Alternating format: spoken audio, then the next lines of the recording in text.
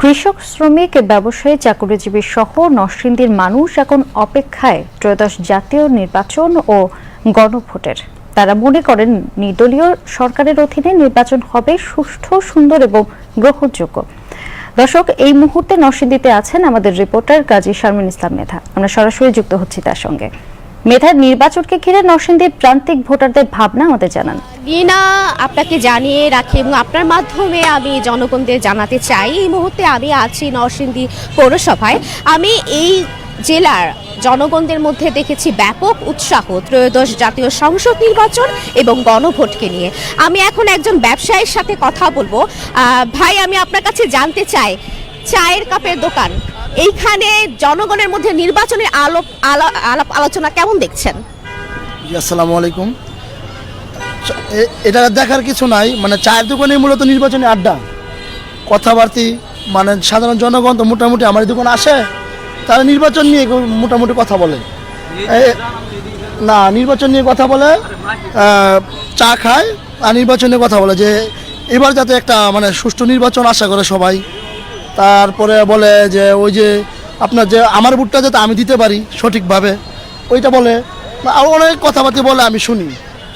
এবার মানুষের মাঝে নির্বাচন নিয়ে অনেক প্রচারণা, এটা সত্য, এটা মিথ্যা না।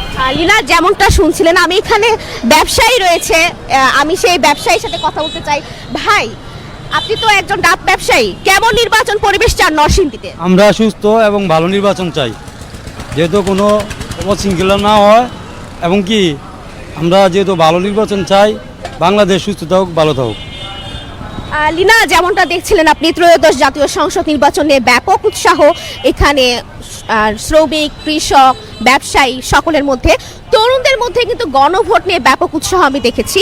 আমি গণভোট নিয়ে একটু জানতে চাই, আপনার ভাবনা কি? জুলাই অভ্যুত্থান আমাদেরকে নতুন বাংলাদেশ তৈরিতে একটা সুযোগ করে দিয়েছে এবং বর্তমান অন্তর্বর্তীকালীন সরকার ত্রয়োদশ জাতীয় সংসদ নির্বাচনে সংসদী ভোটের পাশাপাশি গণভোটের আয়োজন করছে। এই বিষয়টা আমরা বাংলাদেশিরা এবং তরুণ সমাজ খুবই পজিটিভ এবং ভালো হিসেবে দেখছি, কারণ এই জিনিসটাই আমাদেরকে নতুন বাংলাদেশ তৈরিতে সহায়তা করবে। যেমন গণভোটের কিছু গুরুত্বপূর্ণ বিষয় আছে, একজন ব্যক্তি 10 বছরের বেশি প্রধানমন্ত্রী থাকতে পারবে না, এবং সংসদের মধ্যে নারী আসন পর্যায়ক্রমে আরও বৃদ্ধি করা, এই জিনিসগুলো আমাদেরকে আরও ভালো বাংলাদেশ তৈরিতে সহায়তা করবে। এই কারণে আমরা গণভোটে ভোট দিব ইনশাল্লাহ, এবং আমাদের প্রধান উপদেষ্টা ডক্টর মোহাম্মদ ইউনূস আমাদেরকে আহ্বান করেছে ভোটে দেওয়ার জন্য গণভোটের মধ্যে। যেমনটা দেখছিলেন, গণভোট নিয়ে এখানে তরুণদের মধ্যে উৎসাহ রয়েছে। তাছাড়া আমি এখানে জানতে পেরেছি এখানে যে তরুণরা ভোটার হওয়ার পর থেকে ভোট দিতে যায়নি কখনো, কেন? ভোটার হওয়ার পর থেকে দেখছিলাম যে আসলে ভোট দেওয়ার মতো পরিবেশ ছিল না, আর তখন ভোট দিতে ইচ্ছাও করে নাই। ভাবতাম যে দেখতাম যে ভোট হয়ে গেছে আগে, তো এখন আল্লাহর রহমতে দেখতেছি যে দেশের মধ্যে একটা ভোটের পরিবেশ হইতেছে। আমরা আশাবাদী, আমরা নিজেদের ভোট নিজে দিতে পারবো ইনশাল্লাহ। তো আশা করি যে ভোট দিতে পারবো নিজের ভোট নিজেই। আচ্ছা, আমি আপনার কাছে জানতে চাই, নরসিংদী জেলাটা কেমন দেখতে চান, কেমন প্রতিনিধি চান এবং নির্বাচন কেমন চান? নির্বাচন অবাধ সুষ্ঠু চাই। এর আগে আমরা নির্বাচন অবাধ সুষ্ঠু দেখি নাই। এবং নরসিংদী হচ্ছে একটা ইন্ডাস্ট্রিয়াল এরিয়া। আমরা চাই সরকার যেন নরসিংদীতে ইকোনমিক জোন করে বিশেষ বিবেচনায়, এবং আমাদের নরসিংদীতে একটি মেডিকেল কলেজ প্রস্তাবিত আছে, সেটি যেন বাস্তবায়ন করে। এবং আমাদের নরসিংদী মেট্রো রেলের সাথে কানেক্টেড যদি একটা ব্যবস্থা করা হয়, যেহেতু ঢাকার পার্শ্ববর্তী জেলা, তাহলে আমাদের নরসিংদীবাসী এবং ঢাকার উপর একটা চাপ কমবে।